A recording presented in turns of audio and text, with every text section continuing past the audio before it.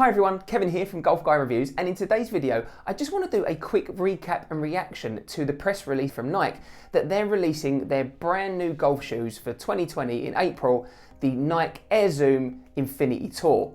Now these have been developed specifically with Brooks Koepka because Brooks has asked for a very specific type of golf shoe. And apparently the press release said that back in 2017, he asked Nike to start developing this shoe, and then they've worked closely together, and that's resulted in the Air Zoom Infinity Tour.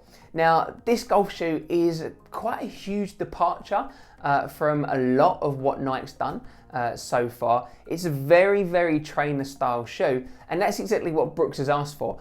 He's often been seen doing a lot of chipping and putting practice in running shoes. So he's turned around to Nike and gone, look, can you make me a golf shoe that I can use on the tour, but has more of the qualities of a running trainer?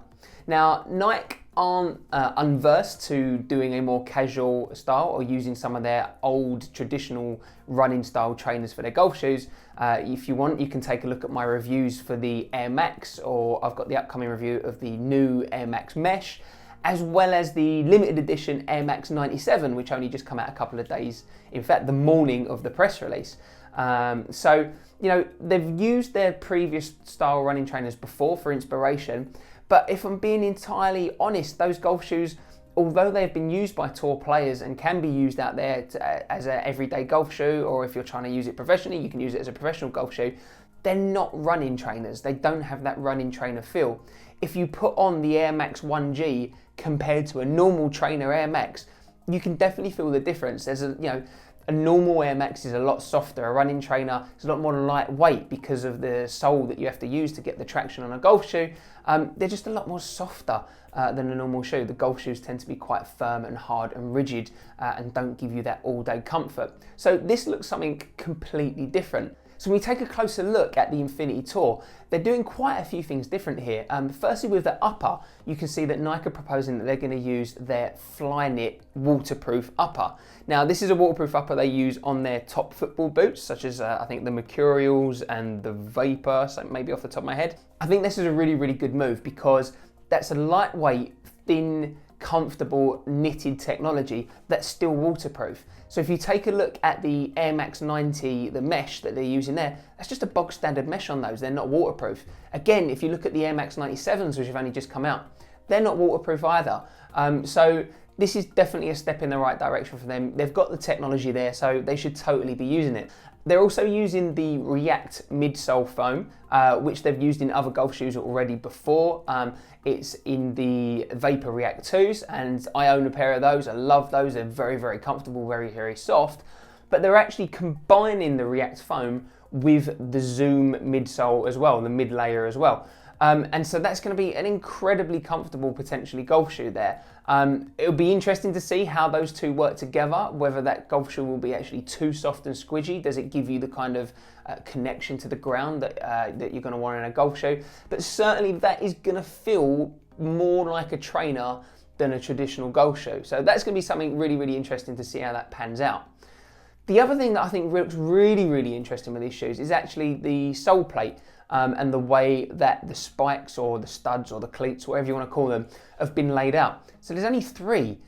So that's quite unusual there. Normally you'd see maybe 6, normally you see 7, definitely 8. On some of the Adidas ones you see 10. But definitely more than 3. So you've got 2 big chunky ones at the top.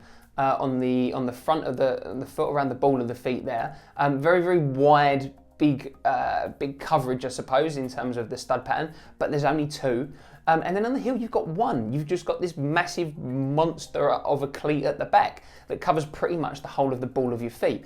Now, I haven't seen much like this before, and it'll be interesting to see what kind of stability you get, the traction that you get, from those. You see the comfort, see how close to the ground you are as well. Because they're specifically designing these to be a running trainer, it does look like they're going to be very, very low profile.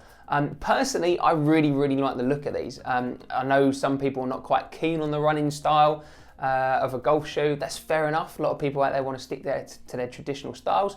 Me personally, I'm happy with anything really. So long as I think it looks nice and I'll be happy to wear it, then I'm more than happy if someone wants to wear a traditional golf style golf shoe, or if you want to wear a trainer style golf shoe. think if they can nail this, this has the potential to be absolutely huge. Because as I said, the Air Max 90G, the Air Max 97G, they are very functional golf shoes, but they don't quite feel like the trainers they're based off as. Whereas if the starting point here is, right, how do we make a golf shoe that is like a trainer?